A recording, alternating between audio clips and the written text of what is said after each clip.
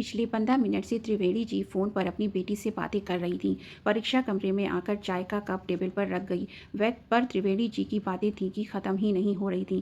परीक्षा वापस रसोई में आ गई और अपना कप लेकर बाहर सोफे पर आकर बैठ गई।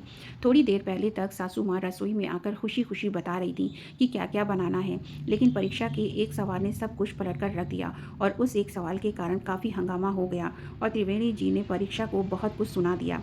परीक्षा ने आज उन्हें सच का आईना दिखा ही दिया, पर कई बार ऐसा होता है कि इंसान खुद गलती करता है और अपनी गलती मानता भी नहीं।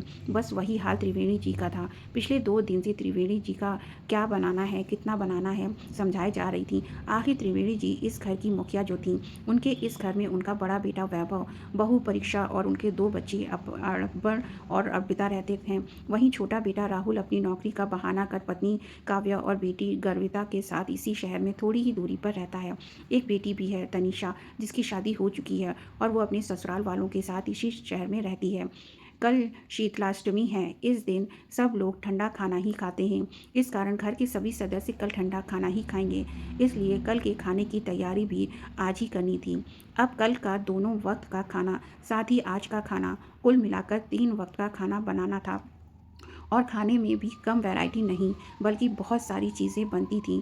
2 तरह की सब्ज़ी, पोहे, पूरी, दही, बड़े, नमकीन, मठरी, मीठी पूरी, मूंग दाल, गुजिया, 2-3 तरह की चटनियाँ, शक्करपारे और भी ना जाने क्या-क्या। सूखे सामान के लिए तो एक दिन पहले भट्टी लगती थी।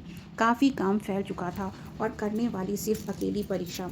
उस पर भी सबसे बड़ी बात ये कि खाना सिर्फ इन 5 लोगों का नहीं बनेगा, ननद और देवर के पूरे परिवार के लिए बनेगा। देवर देवरानी की शादी को भी 7 साल हो चुके हैं, पर शीतलाष्टमी पर कभी मदद कराने देवरानी यहाँ नहीं आती। बस पूजा करने और रीति रिवाज के समय यहाँ आती है और अपनी उपस्थिति दर्ज कराकर खा पी कर निकल जाती है। जाते जाते शाम का खाना भी पैक कराकर ले जाती है। वहीं ननद की शादी को भी 13 साल हो चुके हैं, पर त्रिवेणी जी का नियम है कि वो बेटी के घर खाना ज़रूर भेजती हैं।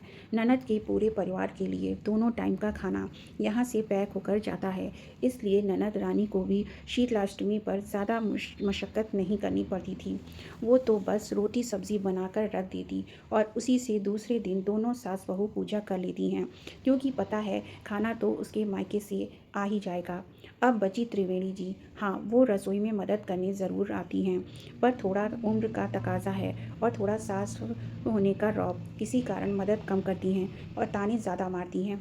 और परीक्षा सब कुछ सुनकर भी परिवार वालों की खुशी के लिए चुपचाप काम में लगी रहती थी। लेकिन इस बार परीक्षा की तबीयत ठीक नहीं थी। उसे आए दिन माइग्रेन की